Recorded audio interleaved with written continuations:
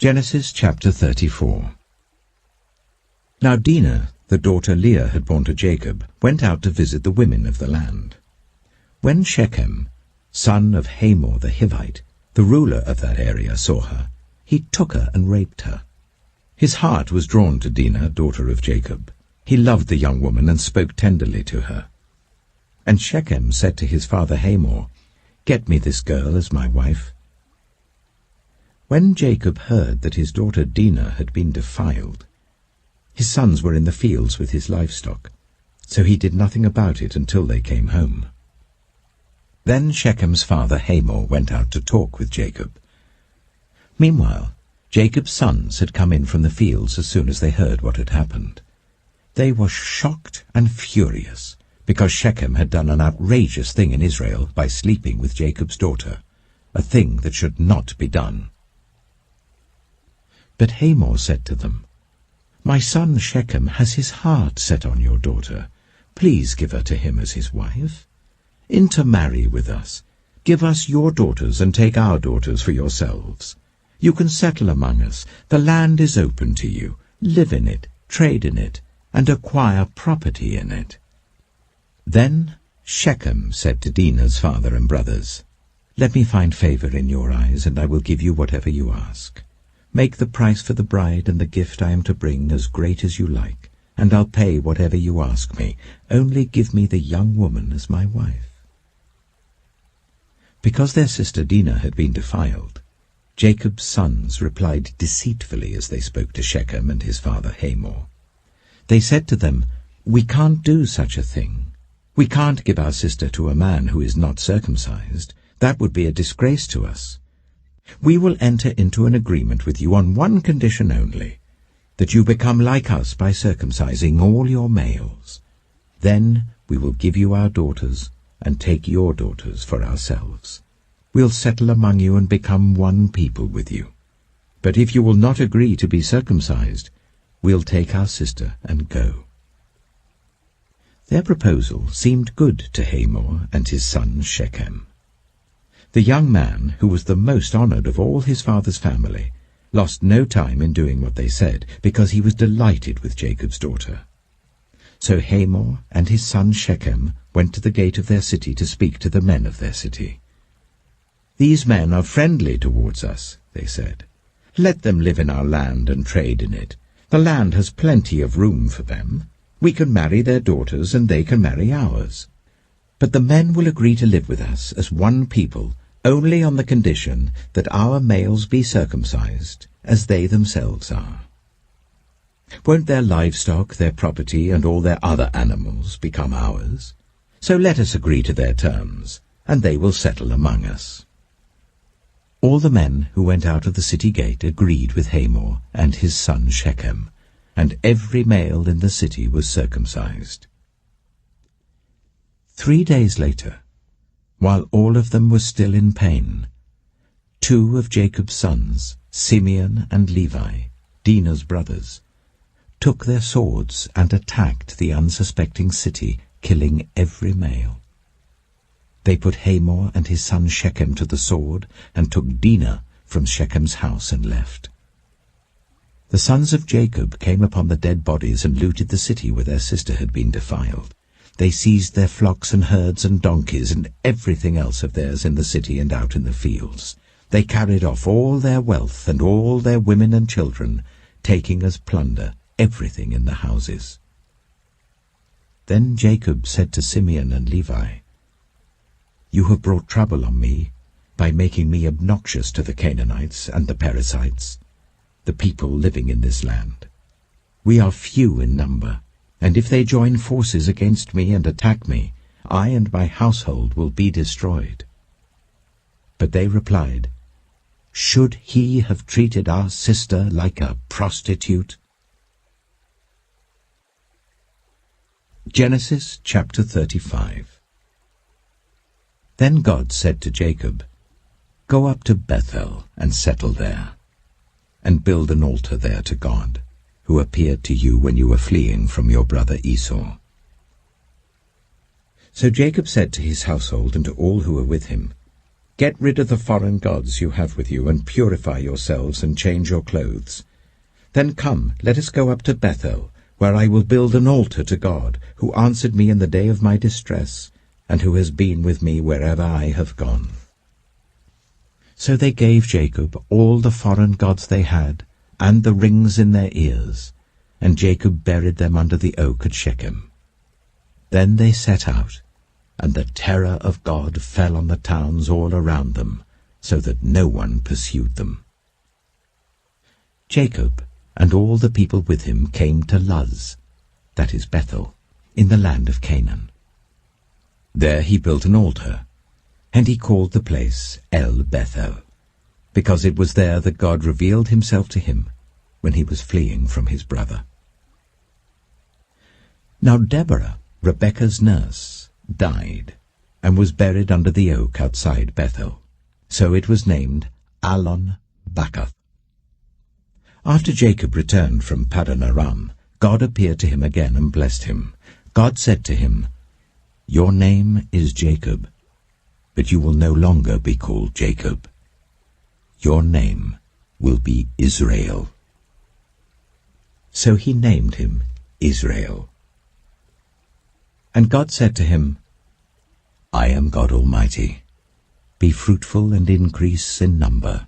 A nation and a community of nations will come from you, and kings will be among your descendants. The land I gave to Abraham and Isaac I also give to you, and I will give this land to your descendants after you." Then God went up from him at the place where he had talked with him. Jacob set up a stone pillar at the place where God had talked with him, and he poured out a drink offering on it. He also poured oil on it. Jacob called the place where God had talked with him Bethel. Then they moved on from Bethel. While they were still some distance from Ephraim, Rachel began to give birth and had great difficulty. And as she was having great difficulty in childbirth, the midwife said to her, "Don't despair, for you have another son." As she breathed her last, for she was dying, she named her son Ben-Oni, but his father named him Benjamin. So Rachel died, and was buried on the way to Ephraim, that is Bethlehem. Over her tomb Jacob set up a pillar, and to this day that pillar marks Rachel's tomb. Israel moved on again, and pitched his tent beyond Migdal-Eder. While Israel was living in that region, Reuben went in and slept with his father's concubine Bilhah, and Israel heard of it. Jacob had 12 sons. The sons of Leah: Reuben, the firstborn of Jacob, Simeon, Levi, Judah, Issachar, and Zebulun. The sons of Rachel: Joseph and Benjamin. The sons of Rachel's servant Bilhah: Dan and Naphtali. The sons of Leah's servant Zilpah: Gad and Asher. These were the sons of Jacob who were born to him in Paddan Aram. Jacob came home to his father Isaac in Mamre, near Kiriath Arba, that is Hebron, where Abraham and Isaac had stayed. Isaac lived 180 years. Then he breathed his last and died, and was gathered to his people, old and full of years. And his sons Esau and Jacob buried him. Genesis chapter 36. This is the account of the family line of Esau, that is, Edom. Esau took his wives from the women of Canaan: Adah, daughter of Elon the Hittite, and Aholibamah, daughter of Anah and granddaughter of Zibeon the Hittite, and Basemath, daughter of Ishmael and sister of Nebaioth. Adah bore Eliphaz to Esau, Basemath bore Ruel, and Aholibamah bore Jeush, Jalam, and Korah. These were the sons of Esau who were born to him in Canaan. Esau took his wives and sons and daughters and all the members of his household, as well as his livestock and all his other animals and all the goods he had acquired in Canaan, and moved to a land some distance from his brother Jacob. Their possessions were too great for them to remain together. The land where they were staying could not support them both because of their livestock. So Esau, that is Edom, settled in the hill country of Seir. This is the account of the family line of Esau, the father of the Edomites, in the hill country of Seir. These are the names of Esau's sons: Eliphaz, the son of Esau's wife Adah, and Reuel, the son of Esau's wife Basemath. The sons of Eliphaz: Teman, Omar, Zepho, Gatim, and Kenaz. Esau's son Eliphaz also had a concubine named Timnah, who bore him Amalek. These were grandsons of Esau's wife Adah. The sons of Reuel: Nahath, Zerah, Shammah, and Mitzah. These were grandsons of Esau's wife Basemath. The sons of Esau's wife Oholibamah, daughter of Anah and granddaughter of Zibeon, whom she bore to Esau: Jeush, Jalam, and Korah. These were the chiefs among Esau's descendants. The sons of Eliphaz, the firstborn of Esau: chiefs Teman, Omar, Zepho, Kenaz, Korah, Gatim, and Amalek. These were the chiefs descended from Eliphaz in Edom. They were grandsons of Adah. The sons of Esau's son Reuel: chiefs Nahath, Zerah, Shammah, and Mitzah. These were the chiefs descended from Reuel in Edom. They were grandsons of Esau's wife Basemath. The sons of Esau's wife Oholibamah: chiefs Jeush, Jalam, and Korah. These were the chiefs descended from Esau's wife Oholibamah, daughter of Anah. These were the sons of Esau, that is Edom, and these were their chiefs. These were the sons of Seir the Horite, who were living in the region: Lotan, Shobal, Zibeon, Anah, Dishon, Ezer, and Dishan.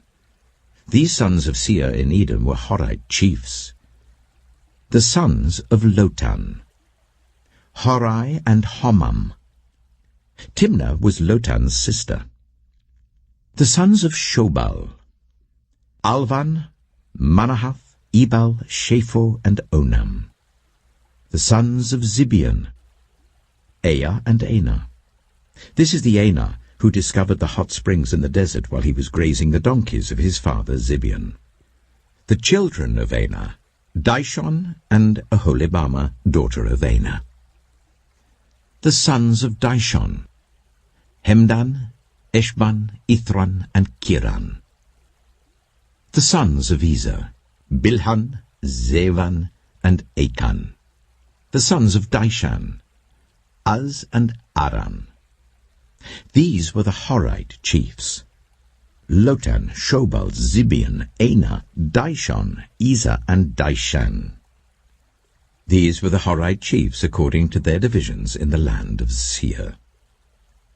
These were the kings who reigned in Edom before any Israelite king reigned. Bela, son of Beor, became king of Edom. His city was named Dinhabah. When Bela died, Jobab, son of Zerah from Bozrah, succeeded him as king. When Jobab died, Husham from the land of the Tammanites succeeded him as king. When Husham died, Hadad, son of Bedad, who defeated Midian in the country of Moab, succeeded him as king. His city was named Avith. When Hadad died, Samlah from Masrekah succeeded him as king. When Samlah died, Shaul from Rehoboth on the river succeeded him as king.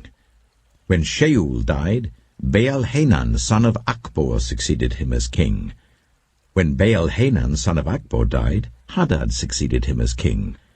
His city was named Peiu, and his wife's name was Mehetabel, daughter of Matred, the daughter of Mezahab. These were the chiefs descended from Esau, by name according to their clans and regions: Timnah, Alivah, Jetheth, Oholibamah, Elah, Pinon, Kizah, Teman, Mibzah, Magdiel, and Iram. These were the chiefs of Edom according to their settlements in the land they occupied. This is the family line of Esau, the father of the Edomites. Luke chapter 14. One Sabbath, when Jesus went to eat in the house of a prominent Pharisee, he was being carefully watched. There, in front of him, was a man suffering from abnormal swelling of his body. Jesus asked the Pharisees and experts in the law, "Is it lawful to heal on the Sabbath or not?" But they remained silent. So, taking hold of the man, he healed him and sent him on his way. Then he asked them, "If one of you has a child or an ox that falls into a well on the Sabbath day, will you not immediately pull it out?" And they had nothing to say. When he noticed how the guests picked the places of honor at the table, he told them this parable. When someone invites you to a wedding feast, do not take the place of honor. For a person more distinguished than you may have been invited. If so, the host who invited both of you will come and say to you, "Give this person your seat." Then, humiliated, you will have to take the least important place. But when you are invited, take the lowest place, so that when your host comes, he will say to you, "Friend, move up to a better place." Then you will be honored in the presence of all the other guests. For all those who exalt themselves will be humbled, and those who humble themselves will be exalted.